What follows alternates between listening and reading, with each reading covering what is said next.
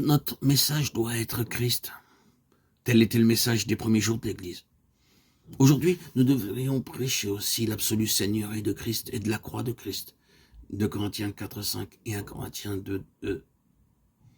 Christ est le centre du dessein et du plan de Dieu. La croix se situe au centre de l'œuvre de Dieu. Elle travaille en vue d'accomplir son dessein. L'œuvre de la croix consiste à mettre de côté tout ce qui procède de la chair pour établir Christ à la première place.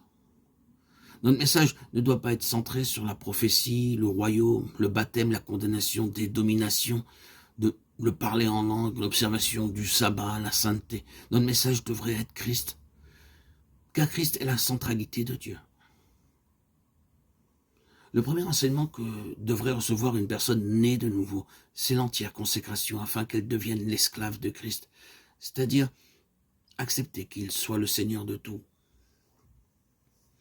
Dans toute la Bible, les vérités sont unies de manière organique à l'image d'une roue et de ses rayons, Christ étant le centre. Ce n'est pas que désormais nous ne prêchons que la vérité centrale, mais nous devons relier toute vérité prêchée à la vérité absolue et centrale qui est Christ.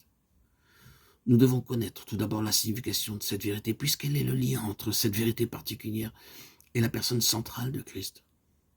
Nous devons être attentifs à cela, sans pour autant négliger l'enseignement des autres vérités, en relation avec la pensée cardinale de l'Écriture. Après la déclaration déterminée de Paul dans 1 Corinthiens 2, car je n'ai pas eu la pensée de savoir parmi vous autre chose que Jésus-Christ et Jésus-Christ crucifié, il poursuit en disant « Nous prêchons une sagesse toutefois parmi ceux qui sont adultes en Christ » 1 Corinthiens 2,6. En nous consacrant entièrement au Seigneur et en reconnaissant la parfaite Seigneurie de Christ, les vérités profondes pour notre édification peuvent nous être enseignées.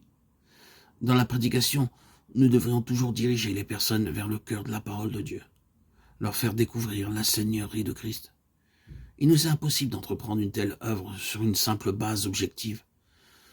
Nous devons en premier lieu être brisés par Dieu et établir Christ à la première place, avant de prêcher aux autres la Seigneurie de Christ.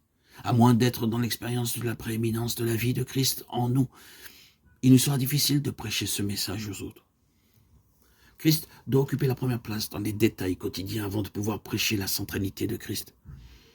Oh, puisse chacun d'entre nous placer Christ sur le trône. Si je suis rabaissé, peu importe, pourvu que la volonté de Dieu soit faite. L'approbation du Seigneur surpasse toutes les louanges du monde. Matthieu 25, 21 et 23. Luc 19, 17. Le visage souriant du ciel transcende toutes les menaces de la terre. La consolation céleste dépasse les larmes terrestres, car la jouissance de la manne cachée est éternelle. Veuille le Seigneur bénir sa parole pour nous gagner à lui, et que par notre moyen, d'autres aussi soient gagnés pour lui.